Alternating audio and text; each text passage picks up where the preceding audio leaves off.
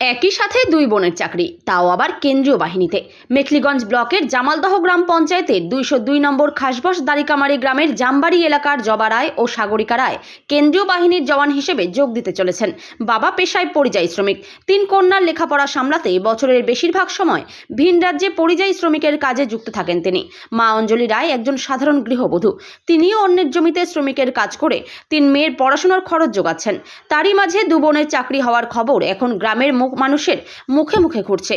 দু বোনের কঠোর পরিশ্রম ও কঠিন অধ্যবসায় আজ তাদেরকে সাফল্য এনে দিয়েছে। সংসারের চরম দারিদ্রতাকে সঙ্গী করেই চলে তাদের অনুশীলন। দু একবার ব্যর্থ হয়ে মানসিকভাবে ভেঙে পড়লেও মা অঞ্জলি রায় তাদের সাহস জুগিয়েছেন।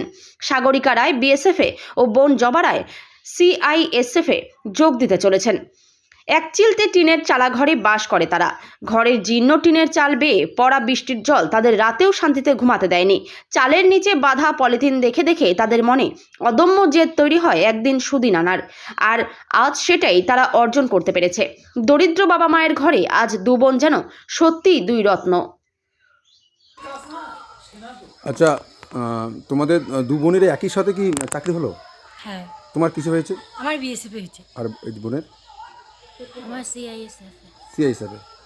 আচ্ছা, মানে তোমরা কতদিন থেকে এই চাকরির জন্য প্রস্তুতি নিচ্ছিলে? আমি তো অনেক বছর থেকে প্রস্তুতি নিচ্ছিলাম, কিন্তু কতদিন পর হলো, অনেক কষ্টের পর পেলাম আমি। আচ্ছা, আর বোন কতদিন ধরে ট্রাই করছে? তুমি কতদিন ধরে চেষ্টা করছো? আমি তো প্রথমবার দিছিলাম।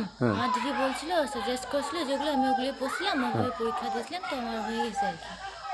আচ্ছা, তো তুমি তো উচ্চ মাধ্যমিক, তোর রেজাল্ট ভালো হয়েছে, তুমি কি অ্যাকচুয়ালি এই পেশায় আসতে চেয়েছিলে আগে থেকেই? যে মানে এই যে বিএসএ বা সিআইএসএফের মানে এই যে আমাদের কেন্দ্র বাহিনীর টিমে আসবে, এটা কি আগে থেকে প্ল্যান ছিল তোমার? না, তোমার তো অন্য মানে পেশায় আসার ইচ্ছে ছিল, যেহেতু পড়াশোনায় ভালো। তো হঠাৎ করে কেন আসলে এই তোমার এই পুলিশে? পরিস্থিতি তুমি ভয় পাচ্ছ নাকি? হ্যাঁ, ভয় পাচ্ছ? এটা কি স্কিপ কর না, আমি ওর কোনো বানা তুমি এটা বলো যে হ্যাঁ এটা হয়ে তুমি চাইছি, কিন্তু পরিস্থিতি হিসেবে এরকম না, আমার চেষ্টা করছি, হয়ে গেছে, এখন তো কী করবো, চেষ্টা হয়ে একটু পরীক্ষা দিয়েছিলাম, তো আমার নাম আসে, তো তো হয়ে গেল। হ্যাঁ, এটাই করবো আর কি। আচ্ছা আচ্ছা। তোমাদের পরিবারে কারা আছেন, কে কে আছেন? আমরা 3 বোন, বাবা মা। আচ্ছা, তোমার এক দিদির কি বিয়ে হয়েছে? না, আমি বড়। আচ্ছা। আমার ছোট বোন, তারপর ছোট বোন ওইদিকে আছে। ও তোমার তো ছোট বোন আছে না? হ্যাঁ। তো ও কোন ক্লাসে পড়ে? ও ক্লাস 10-এ পড়ে। ও পড়াশোনা কেমন? পড়াশোনা ভালো আচ্ছা, মোটামুটি, ভালো বলা যাবে না এখনই, মোটামুটি। তো বাড়িতে আর কে কে আছেন? বাড়িতে বাবা মা, আমরা 3 বোন। আচ্ছা, তো আজকে যে চাকরি পেলে এটা কেমন লাগছে, কি অনুভূতি হচ্ছে? খুব ভালো লাগছে। আমি ভাবছি কষ্ট করলেই সফলতা পাওয়া যায়। আচ্ছা, আর আমার বাবা মা আমার কাছে ভগবান। আচ্ছা, বাবা মা কীভাবে সাপোর্ট করেছিল? বাবা মা খুব কষ্ট করে, বাবা তো পরিযায়ী শ্রমিক, আমার বাড়ি থেকে বাড়ির কাজই করে। আচ্ছা, খুব কষ্ট করে মানে পেয়েছি।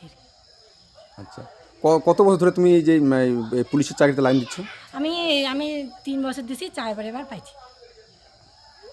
আচ্ছা, তো তুমি যে চাকরিটা পেয়েছো, সেই চাকরি পেয়ে তুমি সন্তুষ্ট তো? হ্যাঁ, আমি খুব খুশি। আমাদের পরিস্থিতি হিসেবে আমার ঠিক আছে আমার কাছে। আর পরিবারে কি মানে আর্থিক কি সচ্ছলতা কি খুবই কম ছিল নাকি? হ্যাঁ, আমাদের অবস্থা খুবই খারাপ। আচ্ছা, আর মা বাবা কীভাবে সংসার চালাতেন? বাবার পরিযায়ী শ্রমিক, ওইখানে বাড়ি থেকে টাকা আসতো, আমার বাড়িতেই থাকতো, বাবার টাকা দিয়েই চলতো আমাদের সংসার। আচ্ছা,